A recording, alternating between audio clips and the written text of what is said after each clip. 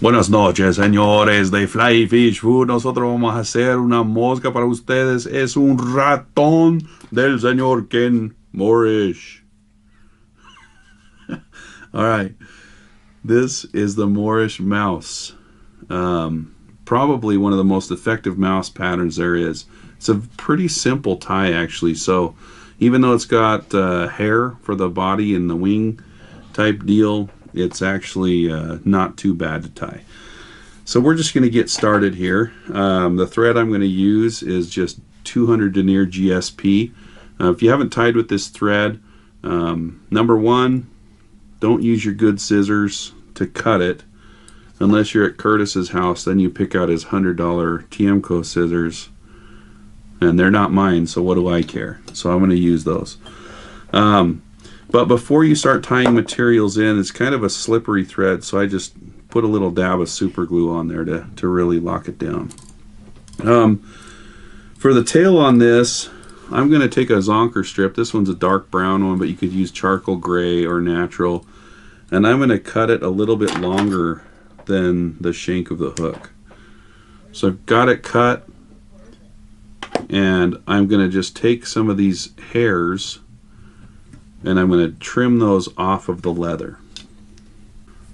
Okay, so here's my tail, and I'm just going to tie it in right here by the very tip.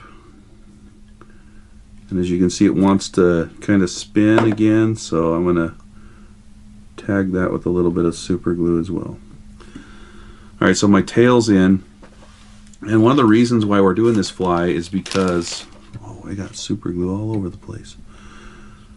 One of the reasons we're tying this fly is because we got the Morrish MOUSE foam body cutter. This cutter fits all sizes. So what I'm going to do is just kind of punch out a piece of 6mm black foam.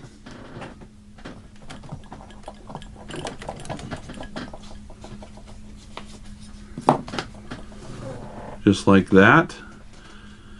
And I'm going to come back here at the point and I'm going to trim off some of these hard edges just like that.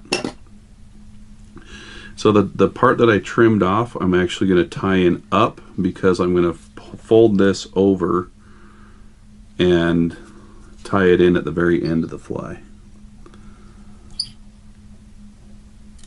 So tie it in just like that, and I'm just going to kind of leave, there's a clump of stuff that I've tied in the very back of the fly, which isn't a big deal because when I start tying in that hair, I'm going to tie it in right about here.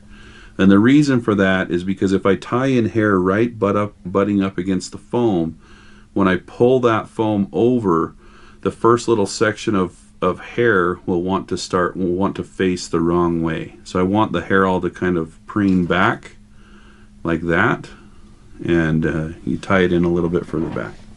Now because I have white thread, we're just going to color it black back here, even though it probably won't show. I'll just do it because we're on the YouTubes and we want it to look good. Okay, for the hair on this, now it's not deer hair that we're going to use. It's a very coarse type of elk hair from the back strip of the cow elk. Except for, as you can see, I wrote back strap. Always thinking about food, and Curtis and Sam made fun of me because I called it that. So fine, it's called a back strip. So I'm going to take these scissors. These are designed to cut deer hair, and they don't have a coating on the stainless steel, so they're not going to have any static. Or you could use Curtis's fancy $100 scissors.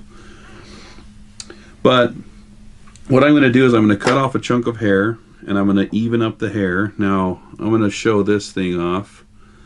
This is the queen mother of all hair stackers.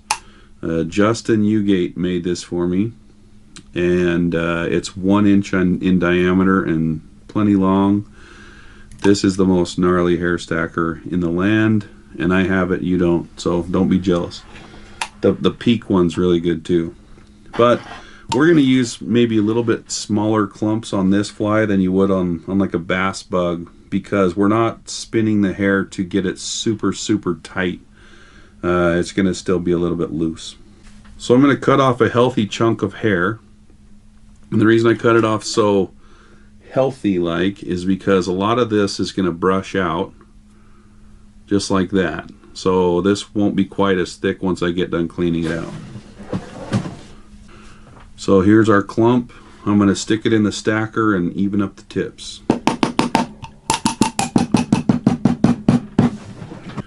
Now when I tie this in, I only want these tips to extend back a little bit past the bend of the hook. So the other thing is I'm going to tie it in just about like that, and I'm going to trim it before I tie it in. So I'm kind of measured that with my fingers. I make the trim cut, and then I'm just going to come up here with my thread and bundle those fibers together and pull down without letting go of the tips. And from here I'm going to spin those tips all around the hook just like that. So that's the start of the bottom of the fly, and then that's the start of the top of the fly. So as you can see, if I push down with my finger, that splays out nicely. So we're going to do that a whole bunch of times. We'll also show you this tool, the dead fly hair packer. So on this side you've got a whip fit or a half hitch tool, so you can do that if you want. If you put a half hitch on there and pull that into your clump of hair, it packs down really nicely, just like that. Or if you're doing bigger bugs, you can pack the hair with this side. Now it's a pretty cool little tool. It's really simple. You just put it in there, and I like it for flies like this that maybe have a little bit looser hair, but you don't want to just pack the hair with your fingers. You want a little bit tighter than that. So cool tool. Alright, this is the part of the video where Curtis plays my favorite mix of reggae music or circus clown music. I would suggest reggae music. And he puts this all in fast motion till I get about right to here.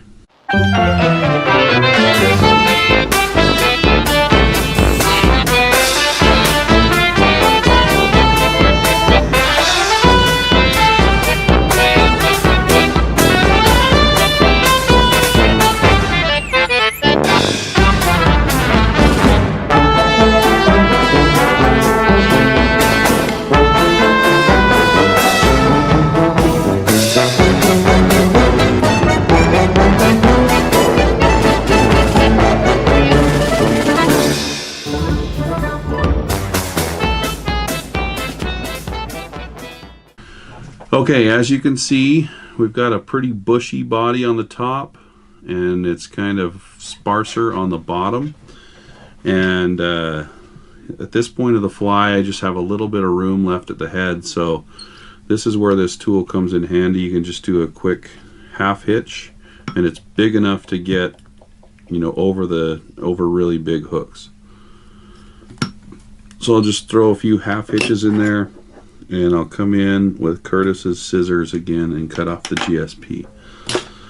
At this point, I'm going to reattach just 140 denier thread at the head, and I'm going to use black, and I'm going to kind of clean up the section right here where I'm going to pull that foam over and just kind of lay down a cleaner thread base, just like that.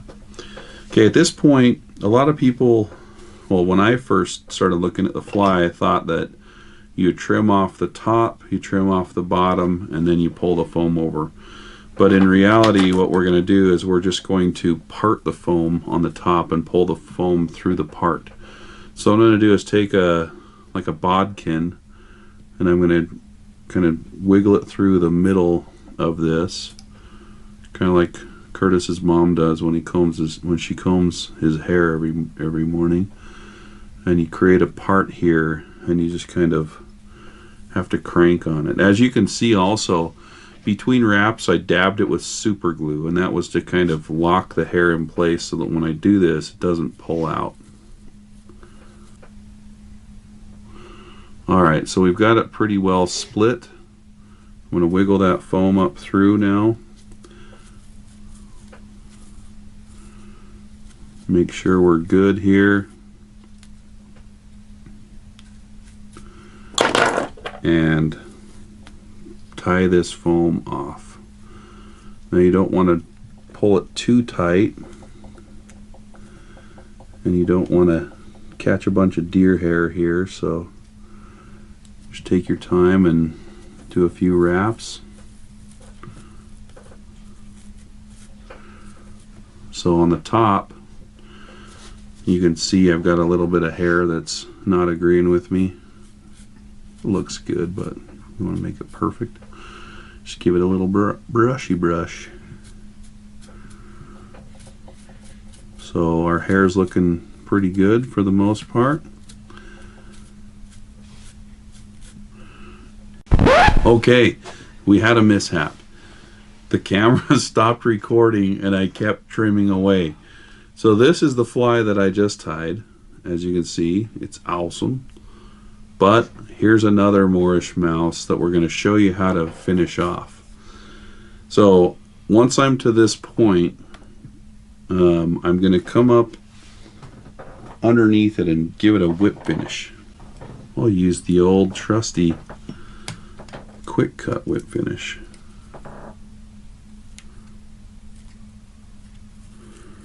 Try to keep those hairs out of there as much as possible. It's alright if we're going to catch a few of them.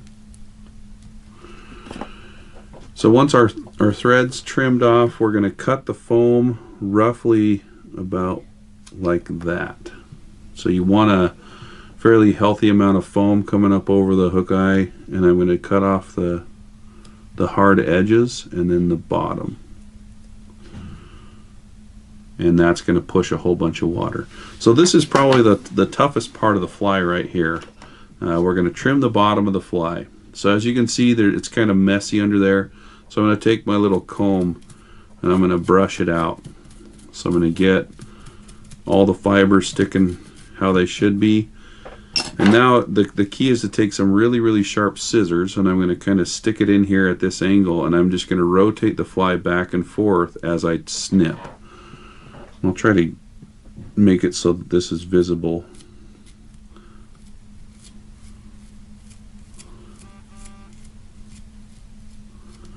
So as you can see, I'm making a round-ish body, and it's important to get down here by the hook point because you want some really good hook gap on this one so you can set them.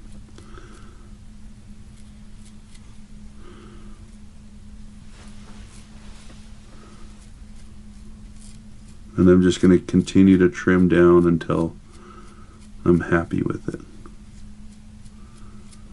But as you can see, that's a pretty good little rounded body just like that. I could sit here and pick at this for another hour getting every tiny little fiber, but as far as a fishing fly goes, that is going to do the trick.